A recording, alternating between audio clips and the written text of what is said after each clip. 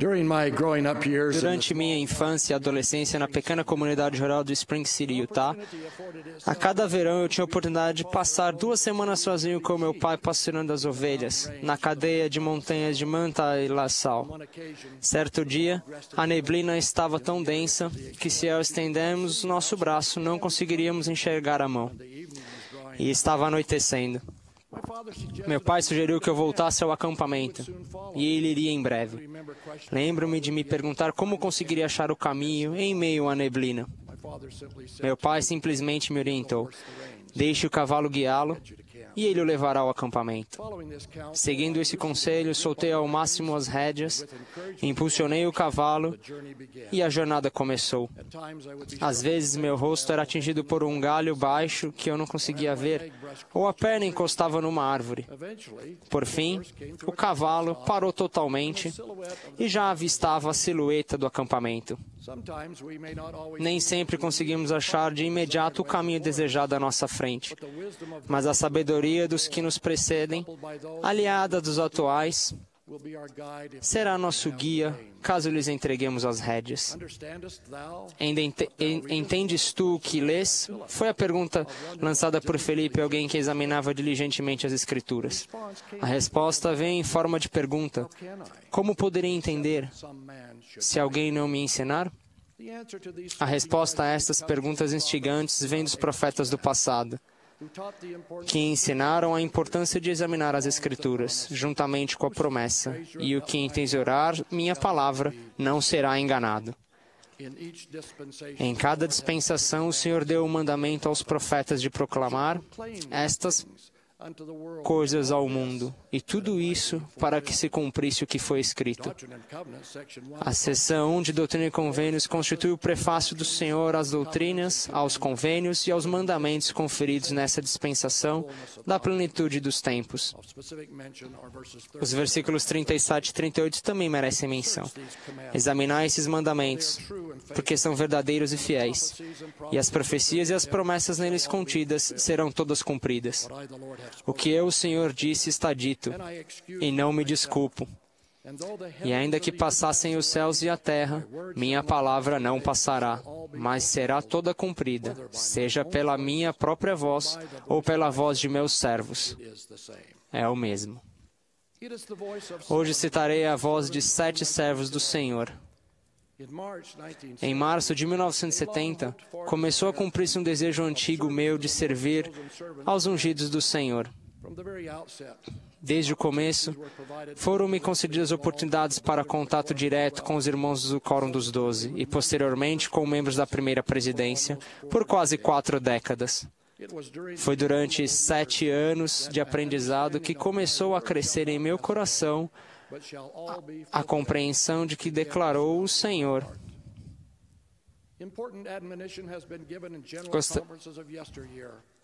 And will continue to be expounded by those who have the wisdom of ages past, which allow our hearts to burn within us. It will be in following such counsel that we must be strong, never give up, and endure to the end. Let me share the direction and counsel given by these prophets of God. For example, it was President Joseph Fielding Smith. Foi o presidente Joseph Fielding Smith, por exemplo, sempre citava a palavra do capítulo 24 de Salmos, nos quais se faz uma pergunta, é concedida a resposta e uma bênção é prometida aos fiéis. A pergunta, quem subirá ao monte do Senhor, ou quem estará no seu lugar santo? A resposta, aquele que é limpo de mãos e puro de coração, que não entrega sua alma à vaidade nem jura enganosamente. A promessa, este receberá a bênção do Senhor e a justiça de Deus, da sua salvação. O presidente Harold B. Lee, numa conferência geral, instou-nos a dar nos ouvidos as palavras e aos mandamentos que o Senhor concederá por meio de seu profeta. Talvez nem tudo que provenha das autoridades da igreja seja do seu inteiro agrado. Pode ser que vá de encontro aos seus pontos de vista políticos ou sociais.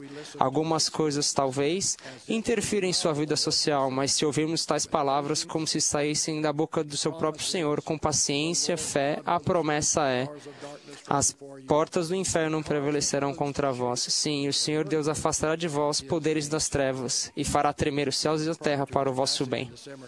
Poucos antes de falecer, em dezembro de 1973, o presidente Lee, ao discursar para um grupo de funcionários da igreja e seus familiares, fez a seguinte pergunta depois de resumir a história do programa de bem-estar da igreja: vocês creem que esses profetas sabiam o que falavam? Depois, no mesmo discurso, aludindo aos conselhos das autoridades gerais de impedir a invasão de indulgências no lar, que vem de leituras e programas de televisão impróprios, ele perguntou: será que vocês estão perto demais das autoridades gerais a ponto de não os considerarem profetas, mas apenas homens que supõem que tais conselhos sejam bons? O presidente Spencer W. Kimball nos deixou em seus escritos palavras de consolo ao ensinar que há um milagre do perdão e que Deus perdoará. Em outra ocasião, no tocante às dificuldades inesperadas que enfrentamos, o presidente Kimball perguntou se nós, caso tivéssemos recebido individualmente o poder de alterar momentos chaves, não teríamos mudado o evento da cadeia de Carthage, que resultou na morte do profeta Joseph Smith, e ainda mais importante, o que teríamos feito com tal poder ilimitado no momento decisivo do Getsemane, e das palavras: todavia, não se faça a minha vontade, mas a tua. A cada manhã, na reunião da primeira presidência, os irmãos se revezam em oração. Eu sempre gostava de ouvir o presidente Ezra Taft Benson orar. Suas orações eram quase inteiramente de gratidão, não de súplicas de bênção. Em relação ao outro testamento de Jesus Cristo, o presidente Benson reiterou as palavras do profeta Joseph Smith, de que o livro de Mórmon era o mais correto de todos os livros da terra e a pedra fundamental de nossa religião, e que, seguindo seus preceitos, os homens se aproximariam mais de Deus do que seguindo-os de qualquer outro livro. Ele exortava-nos a seguir o Salvador que disse: confiai em mim e perseverai até o fim, e vivereis, porque aquele que perseverar até o fim, darei a vida eterna. Durante seus 9 meses de serviço como presidente da igreja, todos nós nos encantamos com a bondade inata do presidente Harold W. Hunter, que fez os seguintes convites aos membros da igreja: sigam com mais atenção o exemplo da vida de Jesus Cristo, especialmente no que tange ao amor, à esperança e à compaixão que ele demonstrou. Façam do templo do Senhor o grande símbolo da sua vida e o local supremo de seus mais sagrados convênios. O meu mais profundo desejo é que todos os membros da igreja se tornem dignos de entrar no templo. O presidente Gordon B. Hinckley afirmou: não falei face a face com todos os profetas dessa dispensação. Não conheci pessoalmente o profeta Joseph Smith, nem nunca ouviu falar. Contudo, meu avô, que morreu em Nauvoo, quando jovem, ouviu o profeta e testificou de seu chamado divino de grande profeta dessa dispensação. O presidente Hinckley prestou testemunho da primeira visão, quando o jovem Joseph Smith foi orar num bosque e recebeu resposta por meio da revelação divina, tanto do Pai como do Filho. A paixão do presidente Hinckley pela construção de templos e pela obra sagrada neles realizada será um exemplo para todos nós seguirmos.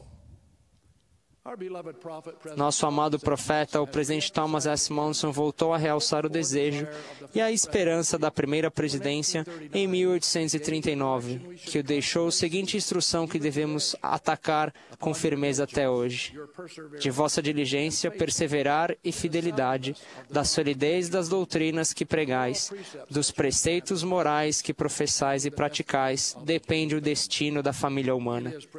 É o presidente Monson que apoiamos como profeta, vidente e revelador, que serve como protetor da viúva, dos órfãos e de todos os necessitados. Sua vida, de fato, espelha o modelo deixado pelo Mestre e seu desejo sincero de ouvir, de sempre o servir. O presidente Monson é a porta-voz do Senhor e somos instados a seguir seus conselhos e suas orientações. De modo bastante real, o Mestre nos fala por meio de seu profeta. Sei que isso é verdade e já constatei em reuniões das autoridades gerais. Com alguém que foi ensinado aos pés dos profetas vivos, essas testemunhas modernas que conheci e amo, testifico com total convicção que se nós, como membros da Igreja, seguimos as palavras e os mandamentos dadas pelo Senhor aos profetas dos testamentos e seguidos pelo profeta do Senhor ainda hoje, compreendemos melhor que certamente o Senhor, seu Deus, não fará coisa alguma sem ter revelado seus segredos aos seus servos os profetas. Presto solene testemunho que dessas verdades de que Deus está no céu e que a Igreja de Jesus Cristo dos Santos dos últimos dias, que possui profetas, videntes e reveladores para guiar-nos. Eu peço meu testemunho sagrado em nome de Jesus Cristo. Amém.